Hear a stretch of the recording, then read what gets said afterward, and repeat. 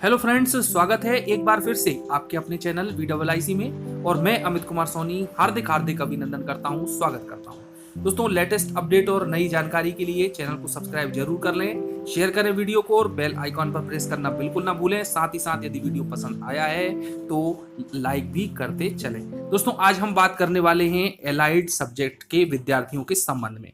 दोस्तों, हम जानते हैं कि एलाइड सब्जेक्ट को इसके पहले जो वेरिफिकेशन हुआ था वर्ग 1 का 1 से लेकर के 3 जुलाई तक, वहां पर भी इसको वेरीफाइड नहीं किया गया था, उनको कैंसिल कर दिया गया था, यानी कि वेरिफिकेशन से बाहर कर दिया गया था। और अभी भी दोस्तों यही स्थिति सामने आ रही है। और दोस्तों, इनका जो है हाई कोर्ट में केस भी चल रहा है, पेंडिंग भी है।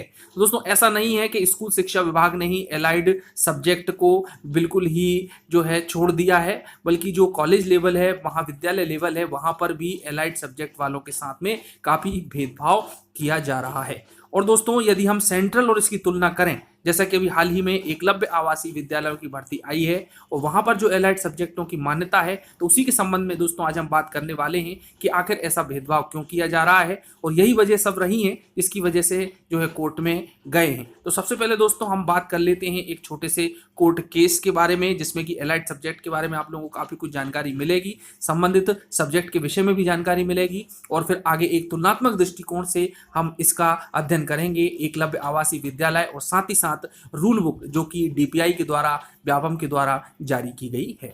आइए दोस्तों, सबसे पहले हम बात कर लेते हैं उस केस के बारे में।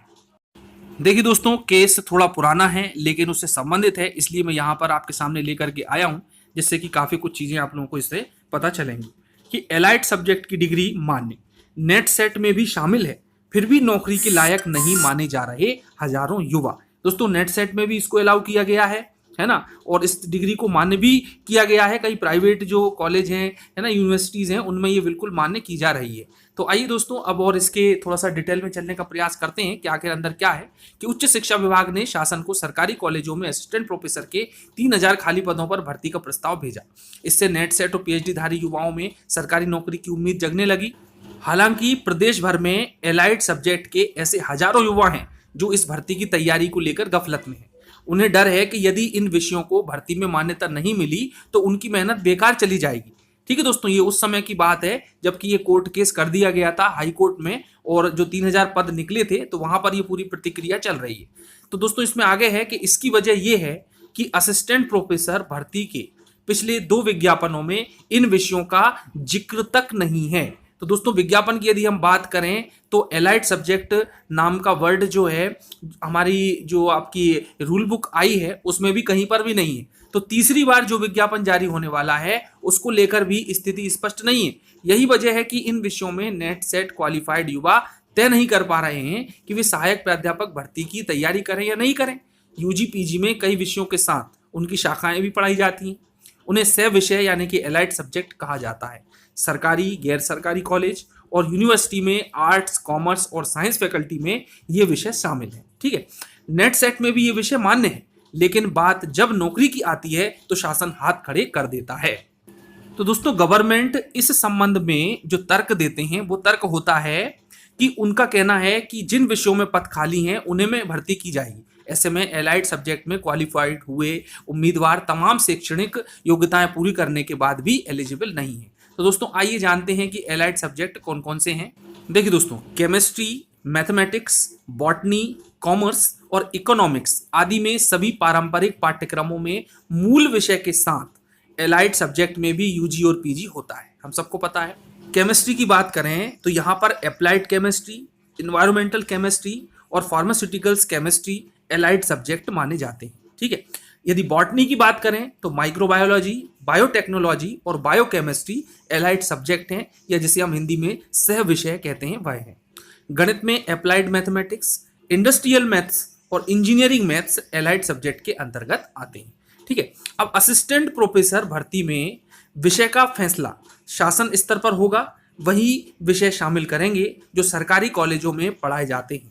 पॉलिटिकल साइंस वाला पब्लिक एड पढ़ा सकता है, पब्लिक एड वाले पॉलिटिकल साइंस नहीं पढ़ा सकते।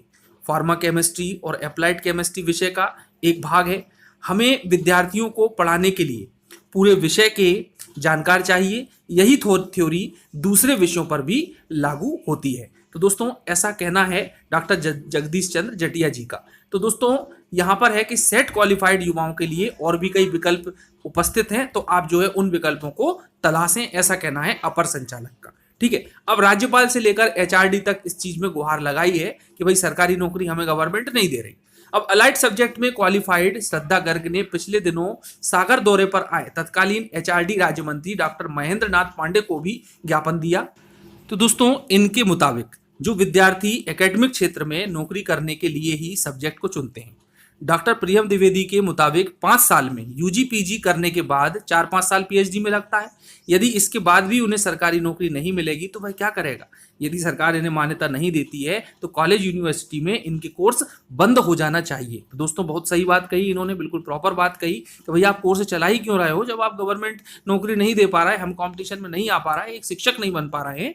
तो ऐसी स्थिति है एलाइड सब्जेक्ट वालों की कि काफ़ी धोखा हुआ है। तो आइए दोस्तों अब देखें हम कि आखिर जो डीपीआई है उसका नियम क्या कहता है, उसकी रूल बुक क्या कहती है। तो इन्होंने दोस्तों इसमें लिखा है, ये छठा पॉइंट आप देख पा रहे हैं कि निर्धारित शैक्षणिक योग्यता। इसमें पहला पॉइंट देखें कि उच्च माध्यमिक शिक्षक के लिए शैक्षणिक एवं शिक्षण प्रशिक्षण योग्यता निम्नलिखित अनुसार होगी। संबंधित विषय में द्वितीय श्रेणी में स्नातकोत्तर उपाधि के साथ बीएड या उसके समकक्ष। दोस्तों वर्ग 1 का है, ये आपके सामने रूल बुक का पेज है और यहाँ पे लिखा है संबंधित विषय में। ठीक है दोस्तों, और नीचे जो पूरी विषय सूची दी हुई है, जो सिलेबस दिया हुआ है, वही विषय संबंधित होना चाहिए। यानी कि ज्यादातर बाहर किया जा रहा है बायोलॉजी वालों को, तो बायोलॉजी लिखा हुआ है और इसके साथ दोस्तों इन्होंने संबंधित लिखा है, ना कि समकक्ष, क्योंकि जो एलाइड सब्जेक्ट हैं उनको समकक्ष करने की बात यहां पर की जा रही है। तो दोस्तों यहां पर बिल्कुल स्पष्ट नहीं है, इसलिए कंफ्यूजन क्रिएट होती है। चलिए अब बात कर लेते हैं हम कि जो एकलव्य विद्यालय हैं वहां पर इनको किस प्रकार से मान्यता दी गई है। दोस्तों सब जगह नियम समान होना चाहिए, ठीक है, लेकिन यहाँ पर समानता बिल्कुल भी नहीं है। चलिए देखते हैं, आपके सामने है मैथमेटिक्स, तो मैथमेटिक्स और अप्लाइड मैथमेटिक्स बिल्कुल मान लिया है।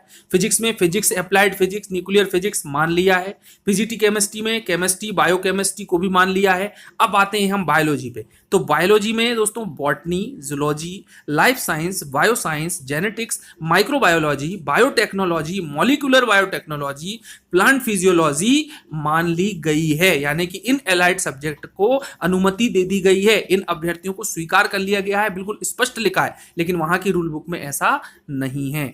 लेकिन उन्होंने दोस्तों बॉटनी और जूलॉजी का ग्रेजुएशन लेवल पर अध्ययन किया हो, ये इसमें कंपलसरी है। ठीक है, उसके बाद में पीजीटी हिस्ट्री की बात करें तो हिस्ट्री है, ज्योग्राफी में ज्योग्राफी है।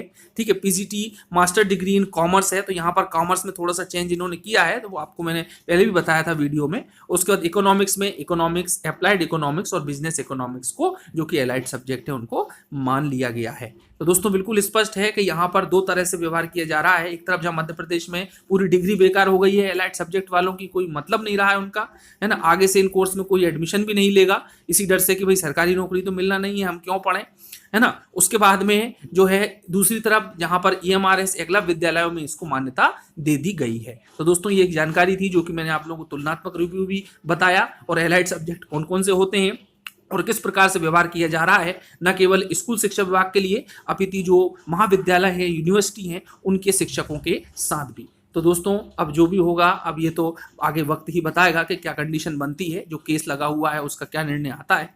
तो मिलते हैं दोस्तों अगले वीडियो में, चैनल को सब्सक्राइब जरूर कर लें। धन्यवाद, जय हिंद।